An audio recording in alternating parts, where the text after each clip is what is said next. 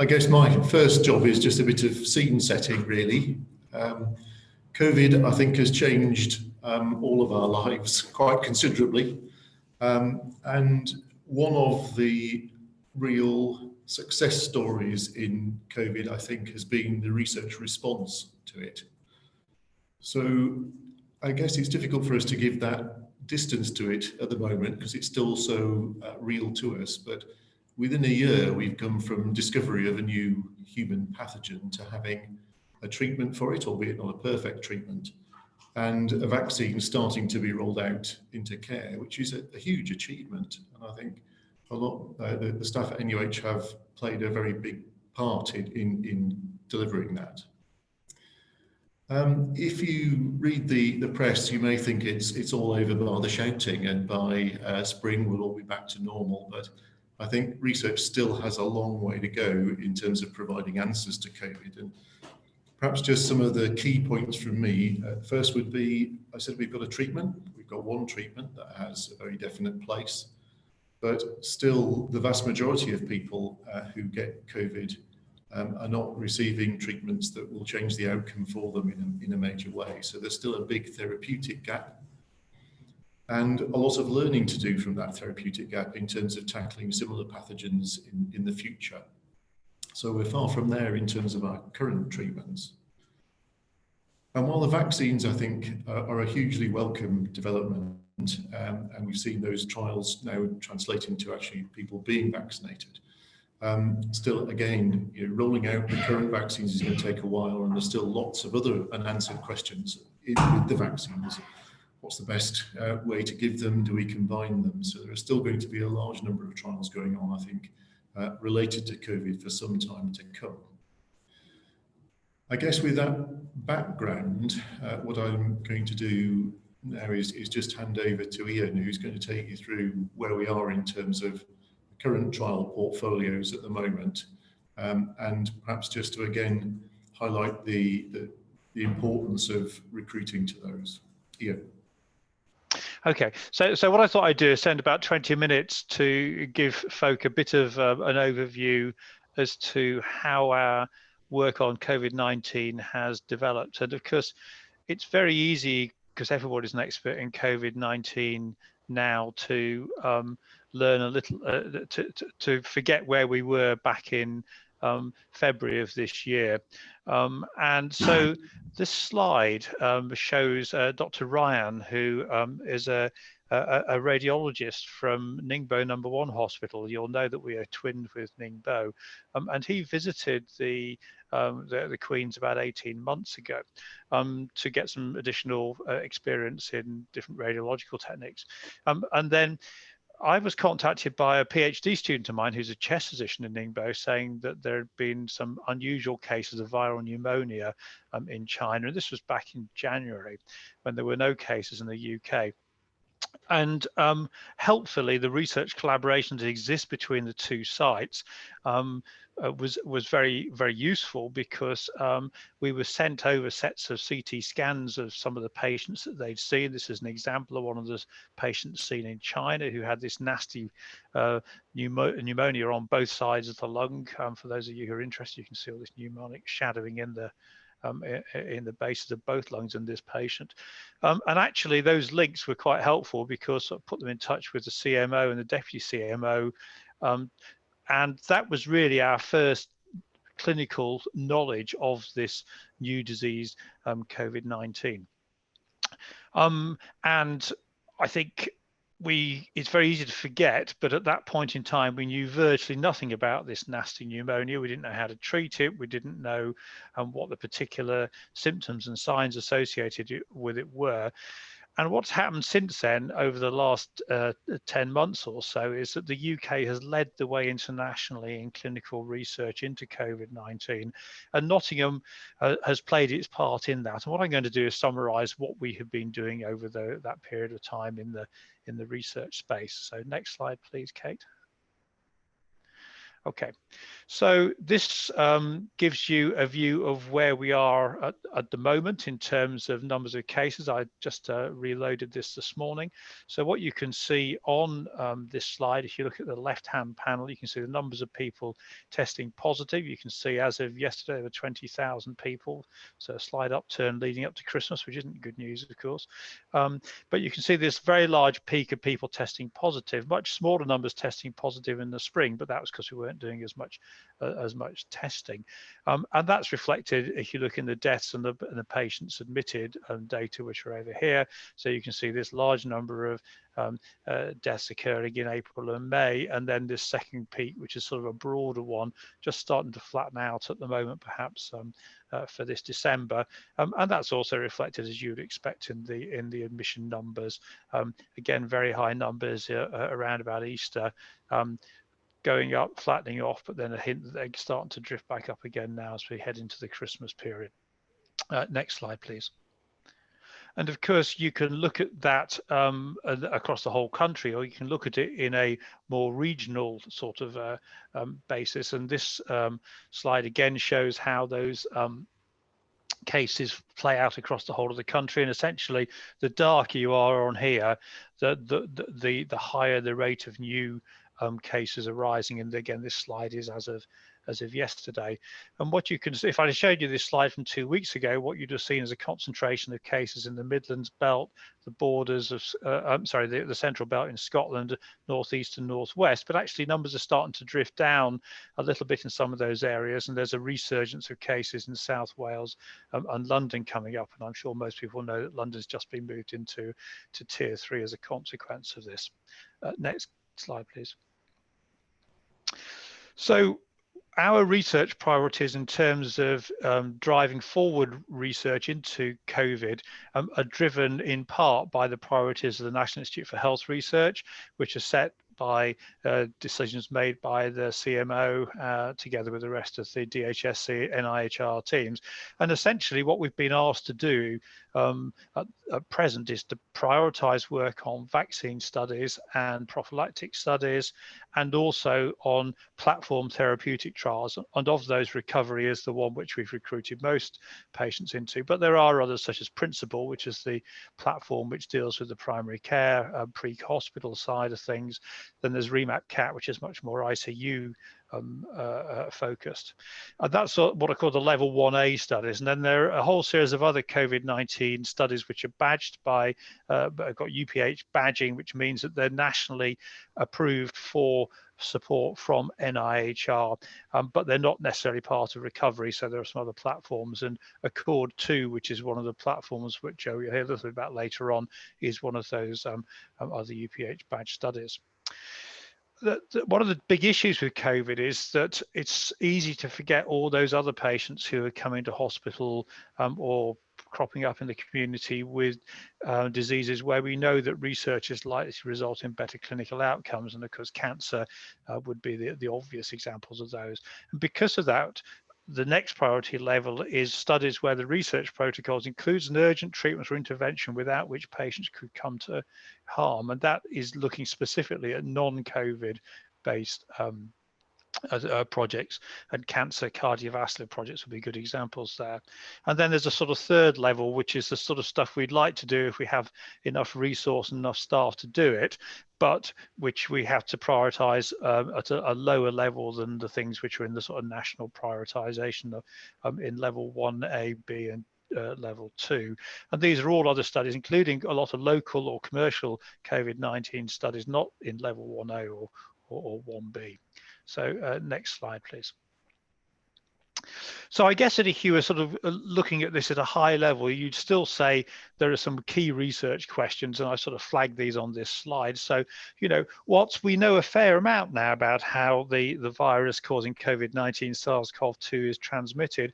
There are still some quite important questions, and, you know, particularly around what the most effective ways are to prevent transmission. So one really important question there is whether or not vaccination will actually stop transmission events rather than just cases. We don't know the answer to that at the moment. Obviously, the faster we can diagnose patients, the better it is in terms of patient flows through the hospital. And I think that we've made a fair amount of progress here compared with back in March, April, where we were often waiting over 24 hours for a PCR result to come back. We are doing it much more quickly now. And of course, we've also been looking at much faster diagnostic platforms, such as the lateral flow assays that have been rolled out in parts of the hospital. Although, as I'm sure most people on this call will know, the problem with those is they don't really have the sensitivity to pick up all the cases. So they get you half the cases very quickly, but the other half cases you still have to wait till you get the PCR result back. I'm going to say a bit more about vaccines. So, what is the best approach for vaccines? There are still some important questions there. I mean, obviously, there have been big successes with the Pfizer, Moderna, and with the AZ vaccine, but also some failures. So Sanofi have just pulled their phase 3 study and delayed it until they've seen further phase 2 data, and a vaccine study that was due to start in Australia has been pulled because of a cross-reactivity with HIV tests in that particular case. So not all vaccines which are being developed will be useful, and we will need more than one, I believe, in order to sort of have a long-term strategy against this condition, which is here to stay. There's no doubt about it. What are the effective treatments for acute disease? Well, the only way you know that is to do large-scale clinical trials, and I'll summarize where we are with those. Increasing attention is being paid to what's being called long COVID. That's the consequences of COVID after the acute illness, and I'll talk a little bit more about that. And so that's both in terms of the risk factors for developing long COVID. I had quite a few conversations with GPs who've got patients who had relatively mild disease. It was enough to make them poorly, but not enough to put them in hospital, but have been left with really quite significant longer term symptoms and a morbidity associated with COVID. And in that space, what interventions might help people recover more rapidly? And there may be people on this call who've struggled with this problem as well. So I'm just going to rattle through some examples of what NUH and the Biomedical Research Centre has been doing to support answering some of these questions. And these are mostly as part of national efforts, as I've already said. Next slide, please. So in terms of transmission, we've got a few local studies which have actually been quite important and are now feeding into some national studies. And so probably the one people may be most familiar with is a Panther study, which Ben Oliveira and Alvaldez have been leading on. And this is looking at serology screening on a regular basis in healthcare workers and their contacts, which is giving us an indication of when people are developing antibody responses having been exposed who are working in healthcare settings. The university has had an extensive testing service. It's run out of the new building that's gone up just across the campus, the Biodiscovery Institute, and extensive testing through the halls of residence. And actually, if you go back to September, we were seeing really quite high positivity rates in those halls of residence, sort of up to 20% of some students testing positive in some halls of residence, leading to about half our students at one stage self-isolating. Those numbers have now gone markedly down. So controlling the spread in what's essentially a cruise ship on the campus, I guess, type environment is obviously been really important in the university being able to carry on delivering its normal business. All of these testing services provide us with lots of virus samples, and viral sequencing is really important so that we can look at how the virus spreads amongst communities and also look at mutation rates. And we started to build this into some of our routine clinical care through a research program called HOKI, which essentially provides sequencing information on the isolates that we get from patients in the hospital, and then allows us to work out whether or not those where we see, say, more than one patient on a ward with COVID-19, whether it's the same transmission event that's caused that or whether it's come from different transmissions. And then I've already said we've not only been rolling out point of care tests, but we've been helping companies develop novel ones, hopefully to get them more sensitive and if possible. Next slide.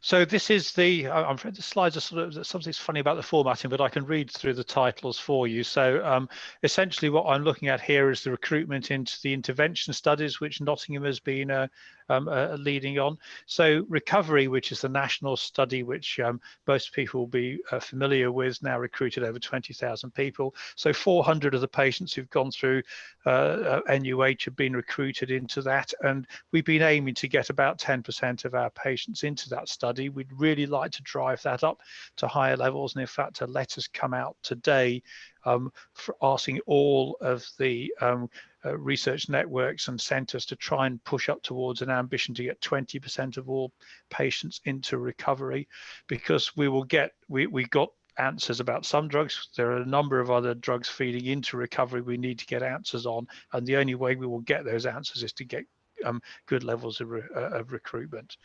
REMAC-CAP, the critical care study, has had 65. We've done some experimental medicine studies such as Synergen's inhaled interferon study, and ACCORD2, which is a platform which started in the spring, was paused over the summer when case numbers were low, is now restarting, and we have 2 drugs which we're studying within that platform. Next slide, please. So just a few words about recovery. So this trial essentially got up running with a very rapid timeline. And of course, this is the first study internationally to provide an answer on a treatment which works. And this is a slide taken from the New England Journal paper looking at the results of dexamethasone, and I'll just perhaps point you to the top right-hand panel. So these are the data showing that if you give patients dexamethasone when they're in the setting of the ICU, then you do better than with standard care without dexamethasone. And the same was true for those patients who didn't need to go to ICU but were oxygen requiring, and in all participants dexamethasone showed a benefit.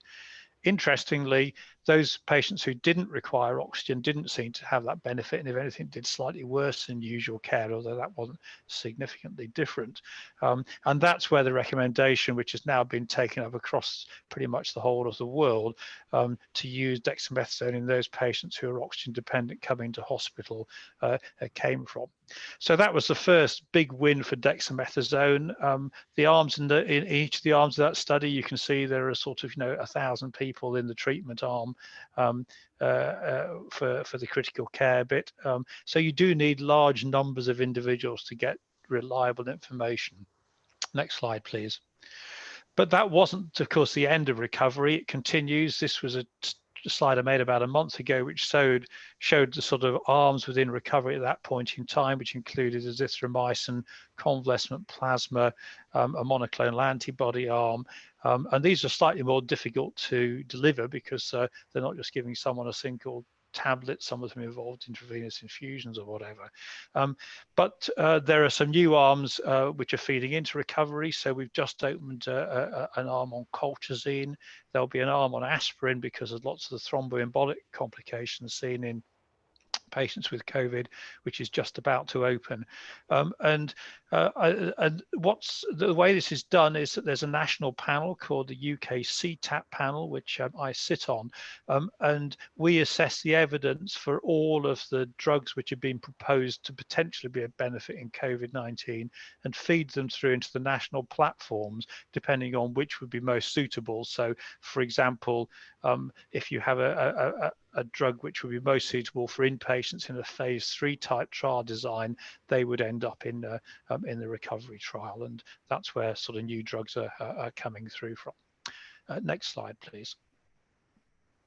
So ACCORD2, Steve Ryder's the local lead for this. This is one of the experimental medicine platforms which are designed specifically to look at much earlier phase. So these are drugs which aren't ready yet for phase 3 trials, where we need to gather some sort of proof that they actually are likely to be a benefit before rolling them out much more or widely.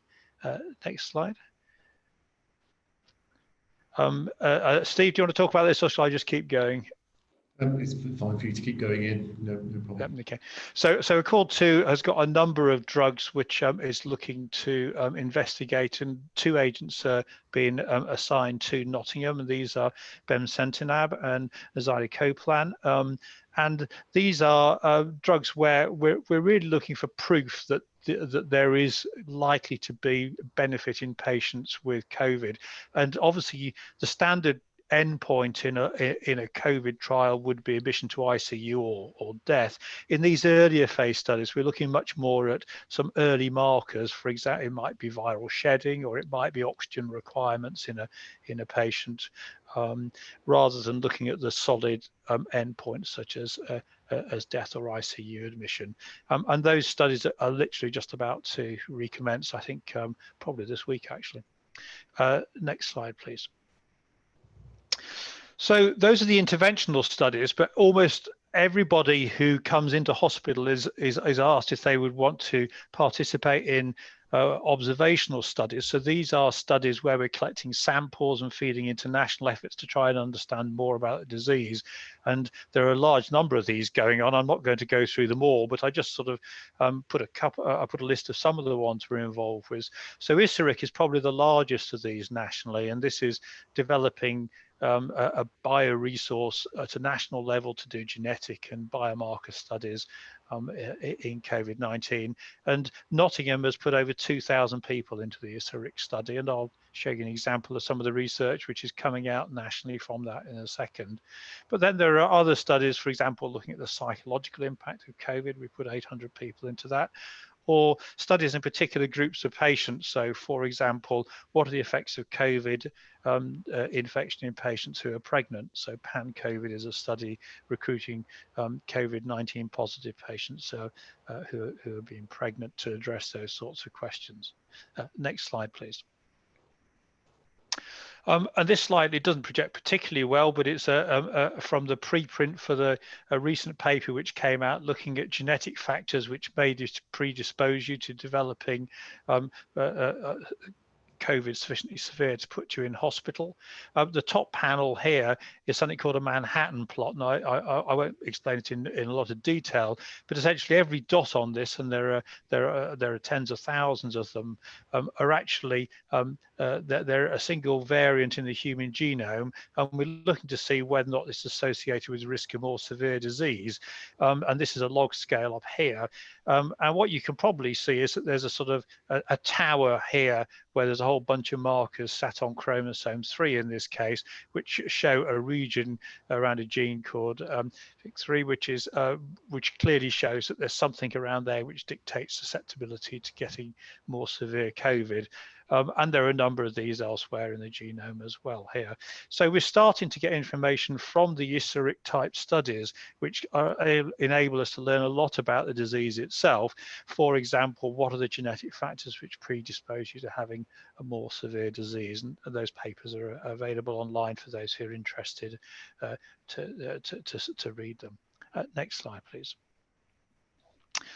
So what have we been doing about the vaccine studies? So Nottingham's main role has been so far to recruit patients into phase 2 of the Oxford vaccine study. This was done in association with the university, and we recruited patients through the Cripps Health Centre. We put 528 patients into the phase 2. This slide, I've put the publication identifier underneath it here. Is going to be a little bit difficult to read, but the point, this is the early data which came out, which showed that if you were given the Oxford vaccine, you generated an antibody response over a period of about 4 to 6 weeks. And those responses were similar to those which are seen in patients who've had COVID, which is showed by all these green dots on the right-hand panel here. So it was clear fairly early on that the vaccine in this case generates an antibody response, and therefore you'd expect it to produce some benefit. And this is the data from the trial, which was published literally last week, showing in fact that in all comers, if you were given the treatment, then the number of people getting having infection was significantly less by about 70% than those who were given the control, which in this case was a meningitis vaccine. So good evidence that the vaccine is effective. The Pfizer vaccine, which we weren't involved in clinical trials, but is obviously the one that's being rolled out to staff, is showing something like 95% efficacy in their trials. Overall, the Oxford one's coming in at about 70, but there are subgroups within that which show similar efficacy to the Pfizer vaccine, and the Oxford AZ vaccine is currently with the MHRA, and it would be, I think it's highly likely we'll get an answer from that by the end of this week, probably. I suspect it'll come out before Christmas. Next slide, please. So I want to talk a little bit about long COVID. So, this slide summarized it. I guess most people on the call will know this, but many patients with COVID-19 continue to have symptoms even after the acute phase of the illness. And we're seeing patients who've still got symptoms now 9 months after being infected. Quite a range, but fatigue, breathlessness, brain fog, mental health issues have all been reported. And what Nottingham in particular is able to do in this space, I think, is to understand more about the pathogenesis, the mechanisms underlying the development of these complications, particularly using its expertise in magnetic resonance imaging, MR imaging, and I'll show you some examples of that in a minute. And of course, we don't at the moment have any proven interventions. I think it's likely we'll need a complex intervention with a range of different rehabilitation approaches, probably some psychological support for at least some patients, but also we don't know whether any drugs work in this context. And a really important question to answer over the next 3 to 6 months will be whether or not drug treatments work in this space. And we've been recruited into the post-hospital COVID or FOSP-COVID study. The lead centre is Leicester, but it's a big national study which will provide the platforms to answer some of these questions. Next slide, please. So this is just to make the point that COVID doesn't just affect the lungs. This is a CT scan taken from an American paper, was showing quite substantial inflammation in the brain of a 61-year-old man with COVID using MR imaging. And next slide. And how common is long COVID? Well, these are data from the Zoe Tracker app. So Nottingham's involved in 2 Health Data Research UK, HDR UK digital innovation hubs, one called Breathe, which I'm involved with, another called Coconut, which I'll talk briefly about in a minute. But we've been able to facilitate access to all the Zoe data through a trusted research environment in Swansea called SAIL. And these are data which have been downloaded from there. And what it shows is the duration of symptoms in patients with COVID. And the bottom line is that up to 1 in 20 patients have symptoms which are going out after about a month or so. This is being used as a definition for long COVID. Next slide, please. Oh, we've got another funny thing in the middle of the slides, but next one, please. So we set up in the summer through the Biomedical Research Centre with support from R&I in NUH, our own regional platform, which we call NORCORP, which was the Nottingham Recovery from COVID-19 Research Platform. And the reason for doing this was it was clear that we needed to have a mechanism to collect patient information, recruit patients into trials for those individuals who we were seeing who had recovered from the acute phase, but who weren't at that point in time at least really being included in longer term studies. Next slide, please. So FOSP-COVID, I've already mentioned. This is a multi-centre study of longer-term effects of patients who were hospitalised, and there are a whole range of assessments at 6 months. And Nottingham is the lead for the lung fibrosis strand of the FOSP-COVID project, research project. Next slide, please. But what about those individuals who didn't just have chest disease? So this is an interesting study we've been doing through Nottingham University in association with the NORCORP platform and Uppsala University in Sweden. So Uppsala had managed to do imaging of the kidneys using MR on the intensive care unit. You can see the slide of this actually happening here. So these are ventilated patients being imaged. We have particular expertise in analysing these sorts of renal images from MR scans in Nottingham, and colleagues in Derby actually have been doing post hospital imaging of kidney disease. And so we've got a nice project going between the two centres, which has now got external funding to look at the consequences in terms of kidney disease, called ADID, acute kidney injury and COVID-19, to look at the long-term manifestations in terms of kidney disease and follow those patients up for a year. Next slide, please. I mentioned this briefly before, but Co-Connect has literally just started. We had the kickoff meeting for it yesterday. This is an HDR UK funded study which is aiming to bring together all of the COVID-19 data sets that are being generated at a national level. So Nottingham is the lead for this. Phil Quinlan, who works in the university and with the Biomedical Research Centre and with RNI, is the coordinator, with a whole series of other co-applicants from across multiple centres. And as I said, it's designed to coordinate all of the data sets relevant to COVID-19 studies, particularly concentrating on serology antibody studies, including the Panther study, and Norcorp's been trying to enhance some of the delivery of this at a local level. Next slide, please. So one thing we also did was we set up a primary care clinic to try and help the patients I mentioned earlier who had maybe attended their GP with symptoms, but who hadn't been to hospital. So whilst we had a system to follow up hospital patients, there was no system at that time to follow up patients in the primary care sector. So we've been looking both at primary care and hospital-based patients to look to see if we can understand the fatigue and tiredness that these patients seem to get. And this involves a whole series of complex studies looking at muscle physiology in something called the Dynamo study, which Charlotte Bolton heads up. And we're doing MR scanning and MR spectroscopy, looking at the metabolism in the muscle to see if we can explain these long-term consequences of COVID. Next slide, please.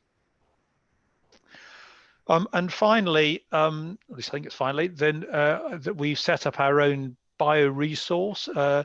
So we've had lots of requests from academic collaborators, from large consortia, and also from industry colleagues to get access to samples from patients with COVID-19. So again, in the summer, at the same time, we set up the Norcorp platform. We set up our own bioresource. And so what we've been doing here is collecting samples on a sequential basis from patients with COVID-19. Now, of course, as many people on the call will realize, not everybody who has COVID-19 originally came into hospital because they had COVID-19. So we do have examples of within hospital infection, or people may have come into hospital for something completely different and coincidentally been found to have COVID-19. So we've collected samples from as many people as we can. We have consent for research use from these for these samples, and also to share those samples with academic or industry partners. And access to these samples is through application to a research committee, which we run from RNI within NUH. Next slide, please. And I updated these numbers as of the last I had available, which were a few days ago. So there's 240 odd patients who've consented, and now, you know, getting on for 3,000 samples of one sort or another from these subjects. So the sorts of numbers of samples where you can do something really quite useful. So I think that's, you know, it's been one of the other successes that we've managed to achieve. Next slide, please. So I've come to the end of what I wanted to say. So both the short-term and long-term effects of COVID-19 are clearly important, both clinically and also from a research perspective. the network of biomedical research centres across the country has been helping coordinate research activity, and Nottingham has been a key player in this. So I've been chairing a calls of the Biomedical Research Centre directors on about a 2-weekly basis. We also have key people from NIHR, from the Therapeutics Task Force, and other organisations there. And we've tried to make sure that all the research activity is coordinated really across the country to make sure that the UK continues to have a national perspective. And actually that coordination seems to be a very sensible thing to do, and you'd think that everybody else is doing it, but it isn't happening to the same extent in other countries. So, which is the reason that the UK has really led the way in terms of delivering internationally important research on COVID. And it's thanks to people on this call, I'm sure, the patients who come through the hospital and all the research teams in the Biomedical Research Centre in R&I and in the hospital, all contributing their little bit to this major, to these major advances that we've been able to make over the last 9 months. And then just finally, I've mentioned the NORCORT platform, which we've set up to try and look at the research needs on longer term consequences of COVID. And I think as we move from large numbers of patients hitting the hospital setting with COVID, which is still going to be a problem for the next 3 months at least. But I suspect in 6 to 12 months' time, we'll be focusing more on the longer term consequences of COVID, while still dealing obviously with the hopefully smaller numbers of patients coming through with acute disease. So I'll finish at that point. I think, Kate, I think that's my last slide. So I'll hand back over to you. And I'm sure Steve and myself will be very happy to answer any questions that anybody would like to put forward. I see there's a few in the chat already, so I'll leave it to you to compare those. Lovely. Thank you ever so much for such an informative presentation there, and I can only apologise for some of the technical issues there. My computer tried to restart itself. So I apologise everyone for that.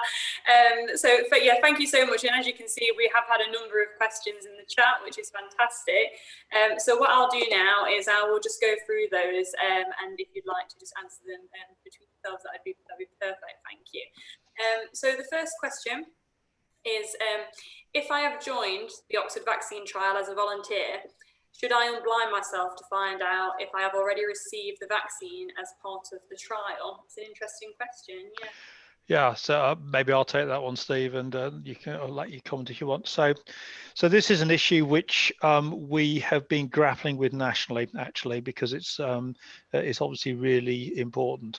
So on the one hand, as an individual, then if you have been randomized to the placebo arm and you have the opportunity to be vaccinated, you would want to know that you had been randomized to the placebo arm so you can go ahead to be vaccinated with, if you're working in NUH, it would be the Pfizer vaccine. So from on an individual basis, I can see very strong arguments why, if you're a healthcare worker, you might want to be unblinded, and the process exists in order for you to do that. Taking a higher level view, then we're going to have a massive challenge moving forwards in working out how effective new vaccines or vaccines still being studied actually are, because obviously the only way that you can answer those questions is by getting cases, and clearly if you're being vaccinated by with a vaccine which is going to prevent those cases occurring, we won't get an answer on patients who are currently in vaccine trials, and this is going to be even more of an issue for new vaccine studies as they get up and running. So the advice is that we would like people to stay in trials as long as is possible. So there's no point in being unblinded until you know you're in a position where you can receive a vaccine. But I have to say, and this would be particularly true if you're in an at-risk group. So if it were me, so I'm not in the Oxford study, but if I had been in the Oxford study and I knew that I could get myself vaccinated with the Pfizer vaccine because I work in NUH, I would personally have said, yes, I need to know whether I've had the placebo or not so I can make that decision. But it will, the risk will vary a bit. You know, if you're a 20-year-old, sort of otherwise entirely fit and well, the risk is much less, so you might take a longer term view. There is a mechanism to unblind, so I know that CRIPS is dealing with requests around this specific issue, and there's pretty good guidance actually on the NIHR website, which is updated on a regular basis dealing with this issue. So no straight answer, but those are the issues and my personal view. And Steve, I don't know what your thoughts on this are as well. I agree entirely, and I think people have to make a judgment themselves, but the key for me is don't prejudge it. Wait until you've got a date for your vaccine and then make a decision that's right for you at the time. I think that's how I'd feel. Thank you both. Yeah, good advice there. Thank you. Okay, so the next question, quite an open question actually, probably been covered throughout your presentation, but what can Team NUH, so staff across the trust, do to help COVID-19 research? Well, perhaps I'll pick that one up again. I think first of all, I think everybody has been tremendously supportive across the trust of research. That ability to flex, to move, to help wherever was required, I think has been a real defining feature of the response across the trust. Really, from a practical viewpoint in terms of helping, certainly there are still ways that you can be involved in it. So if you're a member of the clinical team, being aware of all those studies that Ian mentioned, went through, are all ongoing, and just thinking about the fact that any patient with COVID or suspected COVID may be eligible for inclusion in a trial is a really important part of it, raising that awareness with patients that you encounter. We still see patients declining to go into clinical trials, which I have to say was a surprise to me. I think I'm perhaps preaching to myself as a converted there, in that, you know, regard research as being very good for you, but we still have apparently half of people who are eligible to go into recovery, for example, saying no. Now, some of that may be very genuine personal reasons why people don't want to go into a trial. But I think some of it may still be they don't fully understand the research process, and anything that staff can do to help allay those fears that patients quite reasonably have would almost certainly increase recruitment rates, for example, and that I think would have enormous patient benefit down the line. Really powerful, thank you. Yeah, Ian, did you want to add to that? No, I think that's fine. Lovely, thank you. Okay, on to the next question. It's an interesting one. Is COVID-19 research still urgent, and will falling rates of infection affect this? So, in the spirit of taking things, we'll take them alternately, Steve, and then if I get one I can't answer, I'll just add it to you. So I think it is still urgent. Actually, there's a bit of a sense that we've got a vaccine; it'll probably solve the problem. So, I think the first thing to say is that we will not have enough of the population vaccinated to provide coverage over enough folk to prevent us having admissions with severe disease, you know, for a long time actually. So, you know, the impact of vaccination is going to be at least 3 to 4 months before we start to see a major impact of vaccination, specifically, I think, on hospital admissions. Hopefully rates will come down for other reasons.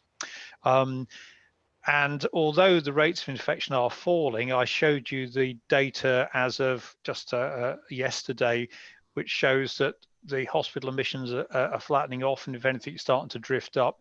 We're just about to go into Christmas relaxation.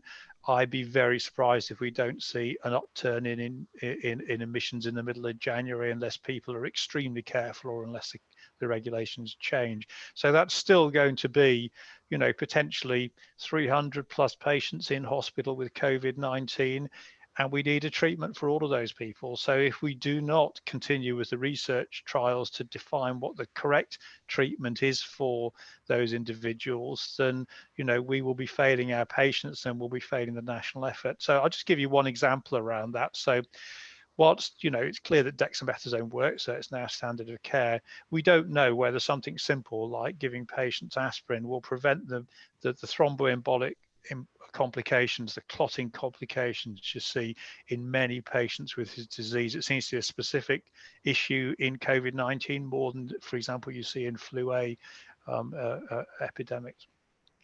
And the only way we will know that is by continuing to recruit patients into studies such as recovery. And I think if you take the long game here, then not everybody will be vaccinated. We don't know whether or not the effects of a vaccine will last for 6 months, 12 months, or 5 years. But let's take the assumption that they last a year or two, and we don't know whether or not there'll be a sufficient change in the virus which circulating in the community to make the vaccines less effective in time, meaning that we'll need to have regular vaccinations. Unfortunately, it doesn't look like that's a major problem, despite the announcement about a mutant or so-called mutant strain, which is just a genetic variant. Actually, it's not really a mutant, in the last day or so. But I still think it's likely that the end game is that we will see COVID-19 becoming part of our standard clinical landscape, with some winters getting a bit more activity than others, a bit like we see with flu A, and probably the need for regular vaccinations. I hope I'm wrong, but that's where I see us ending up. And it's easy to forget that flu A kills between 8,000 and 20,000 people per year in this country. And so, if COVID-19 ends up being the equivalent of flu A, we're still going to need to have treatments for those patients being admitted to hospital with severe disease. So absolutely, we do need to carry on with doing this research, and it's still top priority as far as NIHR is concerned. Yes, and perhaps I could just add a bit to that. I suspect something behind the question alludes a bit to what Ian said in his presentation about research in other areas and how we try and keep that going. We recognise there has been a significant impact. What we want to try and do is, as the COVID numbers come down, is make sure we can get more access to other clinical trials and move gradually down that list. But I think the balance we've had to take is that juggling of priorities to try and get people continuing in trials who really need access to those drugs. And for example, most of our cancer portfolio has continued. So we are protecting those other trial participants as much as we possibly can, yet still prioritising COVID research. And I think you'll see, depending on the COVID numbers, that balance change again over the next month or two. Yeah, really important point, Steve. Thank you both. Really, really informative answers there. Thank you. The next question, is Nottingham making a significant contribution to COVID research? And I would hope that the presentation there has highlighted that, but I guess if we coin that in a slightly different way, what do you think our most significant contribution has been to COVID research? I know that may be very hard to answer. Your turn, Steve, first. Yeah, I'll go first. You can pick up. I think there's two bits to it really, aren't there? There's the good citizen bit of contributing in a very major way to national priorities, which I think we've done very effectively. And I'm very grateful for staff who've been able to move their clinical area to join COVID research teams to deliver it. But I think we are seen as having done a very good job at recruiting to those national studies, which is important, and we shouldn't downplay that in any way. A big part of the national effort. I think in the future, my view is that some of the Nottingham-based research around ACCORD, for example, is going to be very important longer term. And perhaps, Ian, do you want to pick up a bit more on your view on that? Sorry, I've lost my thread slightly, Steve, on the very end of it. So just repeat the question. Saying currently we've delivered well, but it's things like NORCORP, I think, are going to be very important later on, that we've set the ground for, and will become, I think, very widely perceived as a major Nottingham contribution to the field. Yes, I think so. And it was quite interesting, I think, in the sort of long COVID space. There's been 3 recent research calls, of which Nottingham's fed into several of the bids that have gone into that. I think whilst it's really good to do things at a local level, I strongly believe that the best studies are probably going to be done by bringing together what's happening at a local level to coordinate across multiple sites so that we get the answers more quickly. So Norcourt was set up specifically, to make sure we had the things in place to make that happen. And so that's the way I perceive most of the work will be done, although I'm sure there will be some local studies which will have produce important findings, as well as providing support for the national stuff. Thank you both. And I know we give a really in-depth overview of all the research that we're doing at NUH, and I will post an email address for you to contact in the chat box afterwards if you want to find out more about any of the studies and how to get involved as well. The next question is very interesting. So I'm going to be interested to see our answers to this. So when the hospital is so busy, is research really a priority? Oh, it's my turn. So I can give you the 1-word answer, or I can give you the 5-minute answer. So I'll give you a 1 minute, I'll give you a 1 word, and then I'll give you a 30-second answer. So the answer is yes. And there are a number of reasons. You can look at it from a sort of organizational point of view. Research is part of the CQC assessment of the hospital, etc. But the real reason I think it's really important is the question, to my mind, is asking a question whether or not research is something which gets in the way of routine clinical care. But actually, we all know that if people participate in research studies, then they have better clinical outcomes. You've seen this in the cancer space in particular. People live longer, they have better outcomes.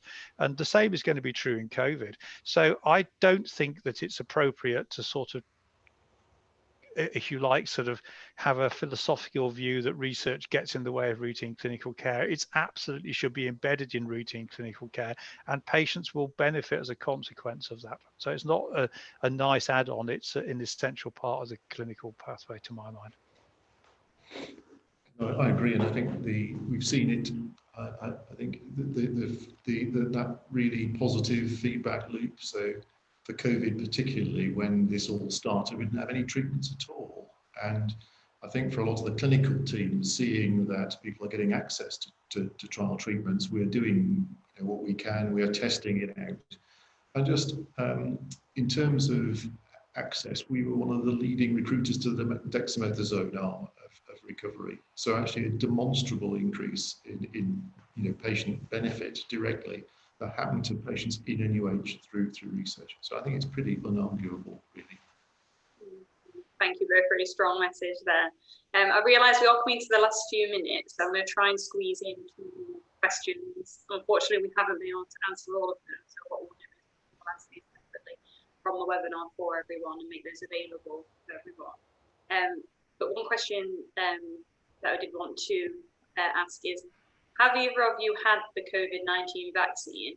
And if so, or what would you say to staff who are potentially weighing the benefits of having this? I can go for it. I can't remember, is it my turn or yours? Well, I've had it, yes. I would absolutely say that for any individual it's a risk benefit. So there's a sort of a bit about yourself, and then there's a bit about contributions towards the rate of national vaccination. For me, it's a very straightforward decision. I think, I'm quite happy to admit I'm over 60. I'm sort of, if I were to get COVID, I would be in a relatively poor outcome group. So the risks of having COVID are considerable. I mean, I've seen the papers. The Pfizer paper was in the New England Journal last week. You can look at the side effect profiles; they're all there. In the short term, the side effect profiles look very acceptable. Clearly, we don't know about long-term side effects, and there are a small group of individuals who are very rapidly identified, those with significant allergy or previous anaphylaxis, who the vaccine at the moment isn't suitable for, although that might change. Similarly, pregnant women are advised currently not to have it, or that's also being looked at. So I think for some age groups and for some people, it's a very straightforward equation. I can see that if you were aged 20, then you might feel slightly differently, but I'd still say probably the benefits, the societal benefits, probably outweigh the disadvantages. And just to add, I haven't had mine yet because I didn't manage to get in quickly enough on the website, but I'm there. It's all going to happen fairly soon, I think. Yeah, I guess the question comes as well with that rather pernicious anti-vax talk out there, which I think causes completely unnecessary anxiety among lots of people. The purpose of the trials is to make sure that vaccines are effective and as safe as we can possibly get them.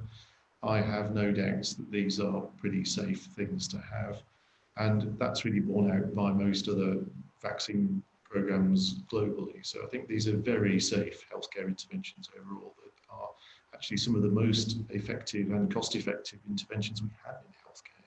So I'm wholly in favour of vaccination, and I have no reason personally whatsoever to say that anyone shouldn't take this vaccine. Brilliant. Thank you very much. Really insightful answers there. And I'll finish with the last one because we do have quite a lot of members of the RNI staff frontline workforce online, and I think that one of the questions has asked, what message would you have for RNI teams who have been working on COVID studies during the pandemic? Is there anything you'd like to say to them? I think first of all, thank you. It's been fantastic to see such a unified response to it. Everybody was hugely committed to making sure that we did deliver all the studies, and I recognise there's a huge amount of work with people taking on very different roles to the ones they normally did. So I think that input has been hugely valued and appreciated, and I think is borne out by that Nottingham's contribution to the research effort. So just a big thank you from me. Thank you. Ian, would you like to add anything to that? No, I mean, just a massive thank you to everybody who's helped with the research efforts. I think it's clearly been so one of the things I've noticed is in the first, I guess, 2 to 3 months of the COVID pandemic, that people did their absolute best, went way beyond what would be normally expected them to deliver, and of course that isn't sustainable for a very long period of time. And there is a lot of fatigue and tiredness within the whole of the sector, not just within NUH. And so I think that there is light at the end of the tunnel. So I just ask everybody to sort of bear with it and sort of do the best you can to continue to contribute. And we're immensely grateful, Steve and myself, and indeed the whole of the team in RNI locally. And every additional patient that ends up in the recovery trial is another person nearer the answer on another drug. So it's easy to forget those sort of those individual level issues sometimes, but it all helps, and we're very grateful. Thank you. I think certainly echoes. We've had a very challenging year, but it's been a year. First, it's been a year where we've shown the most resilience and adapted to change, and I think everyone should be really proud of their contributions to COVID-19 research over the pandemic. So echoing that in thanking all RNI staff across the board for contributions to COVID research. And on that note, we've ran 2 minutes over, so I do apologise, everyone. If you know me and running events, I'm infamously quite bad for that. But I just want to thank everyone again for attending today. I really hope that was insightful for you, and I apologise for not being able to get through all the questions.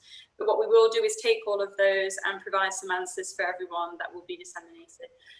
So just want to thank everyone again for your time, and I have posted the generic inbox for RNI. If you have any questions, then please don't hesitate to contact that inbox as well. So thank you, Ian, thank you, Steve, for such an informative session, and yeah, hope to see everyone soon. Okay.